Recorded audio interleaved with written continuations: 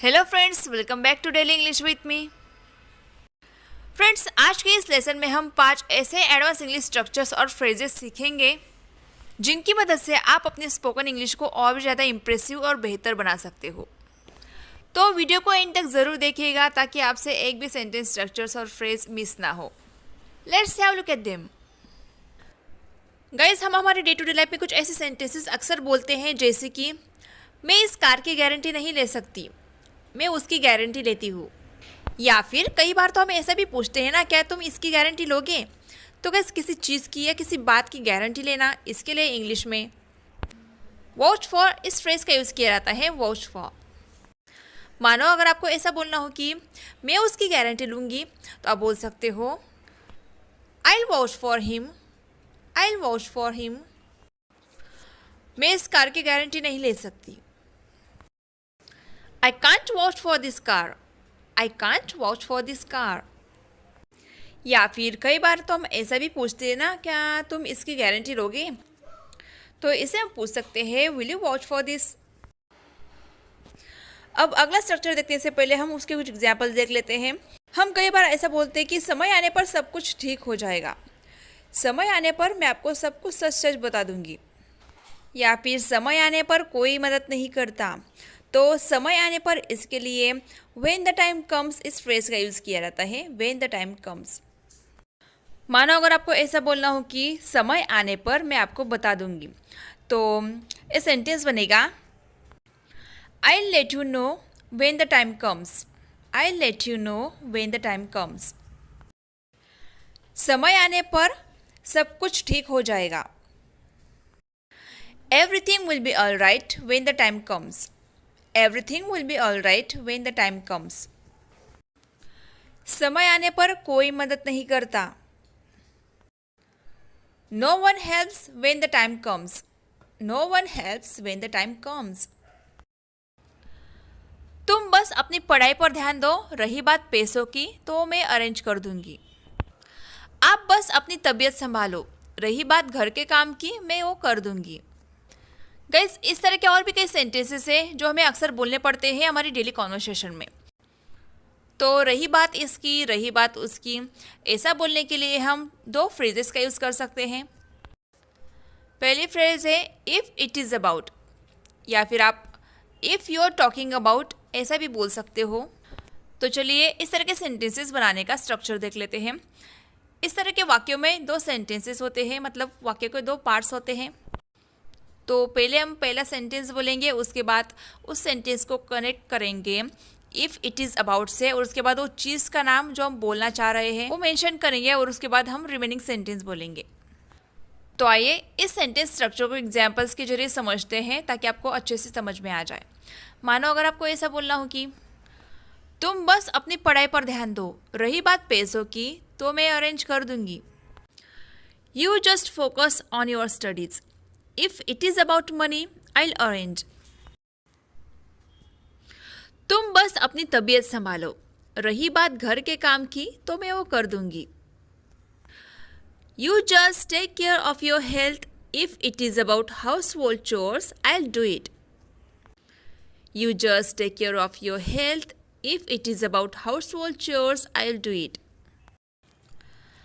आप अपना प्रोजेक्ट आज कंप्लीट कर लेना, रही बात बच्चों की तो मैं उन्हें संभाल लूँगी। You complete your project today. If it is about the children, I will take care of them. You complete your project today. If it is about the children, I will take care of them. तो guys, इस तरह से आप इन phrases का use करके इन sentences को बना सकते हो। फ्रेंड्स, कुछ ऐसे भी सेंटेंसेस होते हैं जो हम हमारे डे टू डे लाइफ में अक्सर बोलते हैं, जैसे कि जिस दिन मैं घर पर नहीं होती हूँ उसी दिन आप आते हो। जिस दिन मैं खाना बनाती हूँ उसी दिन वो हमारे घर खाना खाती है।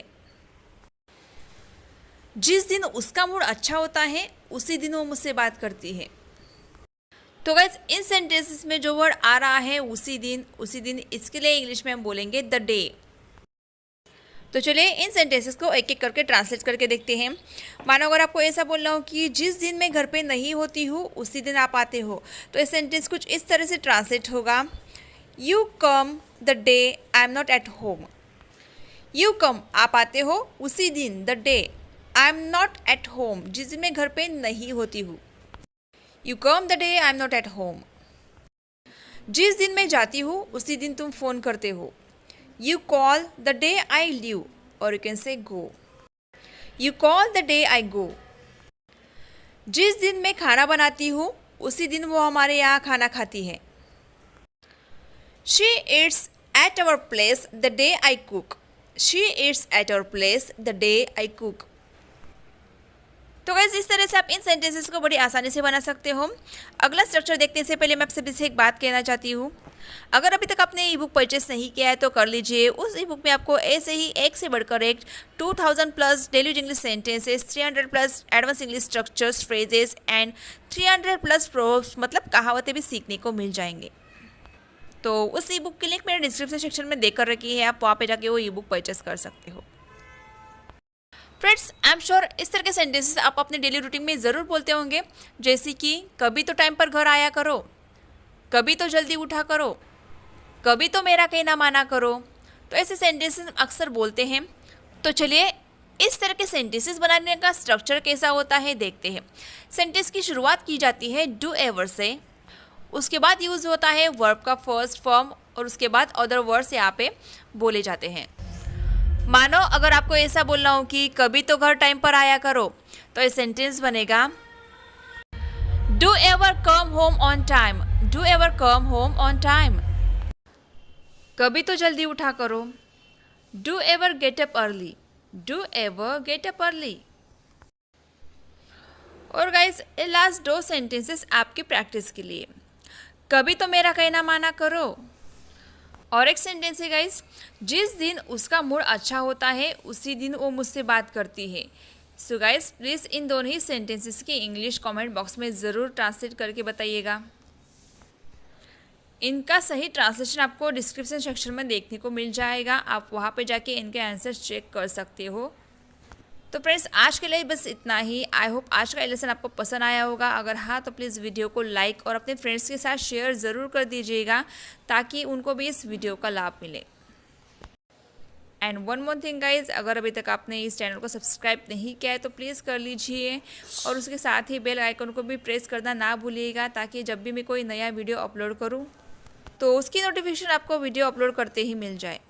और एक बात गाइस, अगर अभी तक आपने मेरे पिछले वीडियोस नहीं देखे तो देख लीजिए, क्योंकि उन वीडियोस में भी मैंने ऐसे ही एक से बढ़कर एक ज़बरदस्त daily English sentences, advance English structures include किए हैं।